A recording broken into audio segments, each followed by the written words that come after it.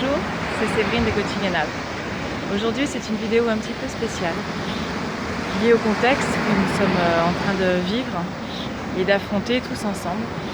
Et contexte inédit, contexte qui peut nous faire peur, mais qui peut être l'occasion, et c'est l'objet de cette vidéo, de retrouver peut-être un peu de sens dans nos vies, dans nos actions, dans nos pensées, qui avaient tendance à vivre une certaine routine, à reproduire des mécanismes qu'on était amené à avoir depuis l'enfance, ou en tout cas qu'on avait mis en place au fur et à mesure du temps, et qui ne sont pas forcément peut-être les bons raisonnements, les bonnes méthodes, les bonnes façons de vivre ou de penser.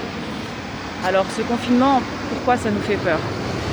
Ça nous fait peur tout simplement parce que ça nous renvoie à une forme de retour à nous-mêmes. Et c'est compliqué d'être seul face à soi-même. C'est compliqué parce que qu'est-ce qu'on va faire ? Qu'est-ce qu'on va se dire ?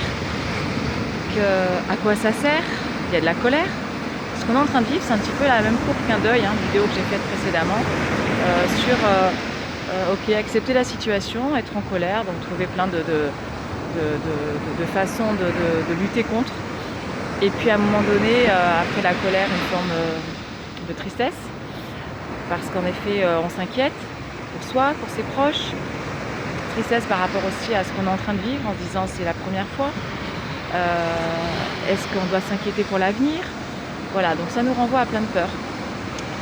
Et puis après, une forme d'acceptation finale collective, avec tous les messages qui défilent là, sur Facebook, où tout le monde se range au final aux suggestions du gouvernement, et ceux qui même trouvaient ça abusé, exagéré, etc., là s'y rangent, parce qu'ils ont compris que ce message, au-delà du côté sanitaire, était un message de responsabilité collective.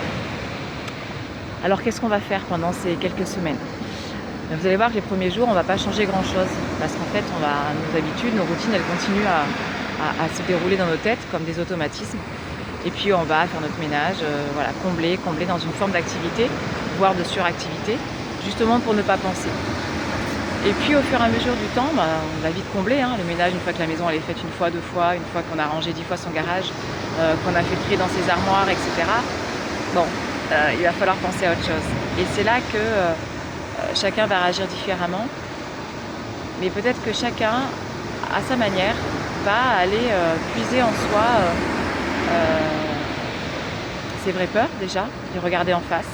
À quoi ça me renvoie ce confinement ? Qu'est-ce qui me fait peur ? Qu'est-ce qui m'énerve ? Qu'est-ce qui me met en colère ? Et pour certains, ça va être la peur de mourir. Donc ça renvoie à ce côté infiniment petit que nous avons. Et donc il va falloir lutter contre ça. Pour d'autres, ça va être la peur de ce temps-là où on ne fait rien, alors qu'on a pris l'habitude de se cacher derrière une forme de suractivité. Pour d'autres, ça va être la peur de manquer.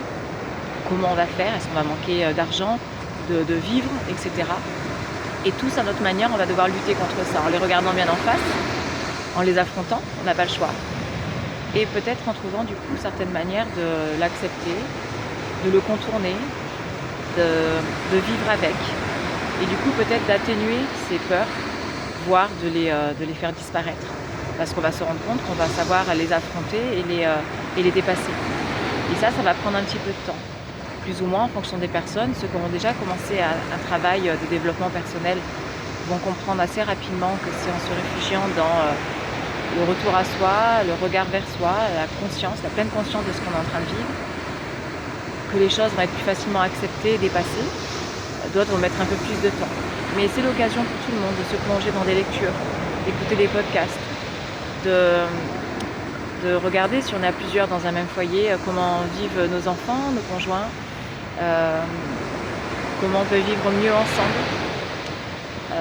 Et puis comme tout un chacun va devoir arriver à cette conclusion-là, en fait, c'est quoi l'essentiel ?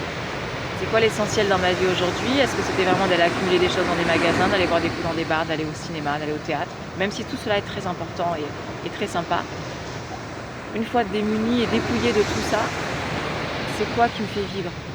C'est qui je suis ? Voilà, toutes ces questions-là. Et ces questions-là, en fait, il ne faut pas en avoir peur. Car c'est peut-être là où vont se trouver les clés pour un mieux-être pour après, pour repenser sa vie d'après. Et peut-être que toutes les questions qu'on se posait ou les impasses dans lesquelles on pensait être vont peut-être trouver leur réponse dans ces moments-là de confinement, mais également de retour à soi. Alors je vous souhaite à tous un bon retour à vous.